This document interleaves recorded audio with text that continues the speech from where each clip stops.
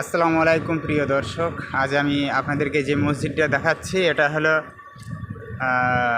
অমরপুর থেকে কিছুটা এসে এখানে ঘোড়শালা বলে একটা গ্রাম আছে।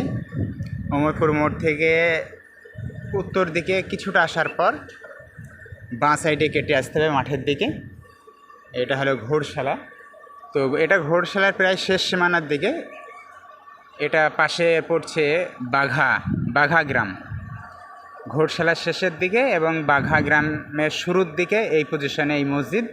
তবে মসজিদটা ঘোড়শালার শেষ পজিশনেই পড়ছে। এই মসজিদের নাম হলো মদিনা মসজিদ। এই মসজিদের নাম দিয়েছেন মদিনা মসজিদ। যিনি দান করেছেন তেনার নাম নবাব।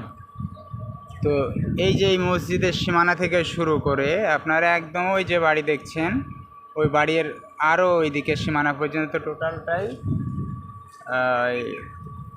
ওই নবাব কাকার বাড়ি। বয়স্ক মানুষ হয়ে গেছে, তো উনি এটার দান করেছেন এই জায়গাটা। এই যে মাঠের চিত্র, ওই যে দূরে দূরে সব ওগুলো সব গ্রাম। আমরা কাজ করছি সামনে যে বিল্ডিংটা দেখতে পাচ্ছেন, এই বিল্ডিংয়ে কাজ করছি প্রীতি প্লাস্টিক।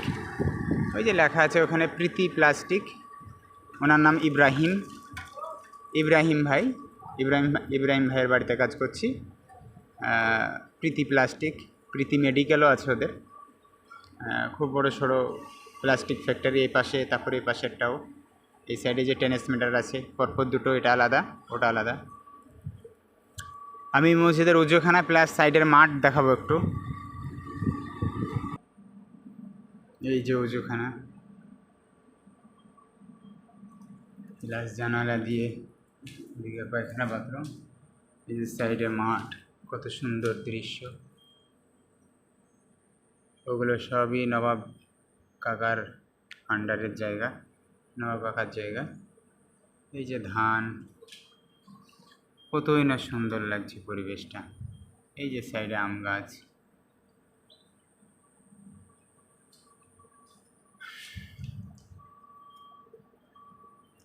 এই যে ক্যামেরাতে যেটা দেখছেন এই এই এই পজিশনটা সম্ভবত এই মঙ্গলজন পড়বে, সম্ভবত মঙ্গলজন পড়বে। এই যে এখানেও দুটো টাওয়ার, ওখান থেকেও ওদিকে দুটো টাওয়ার, অনেকটা দূরে টাওয়ার আছে, প্লাস ইলেকট্রিক খুঁটিও আছে।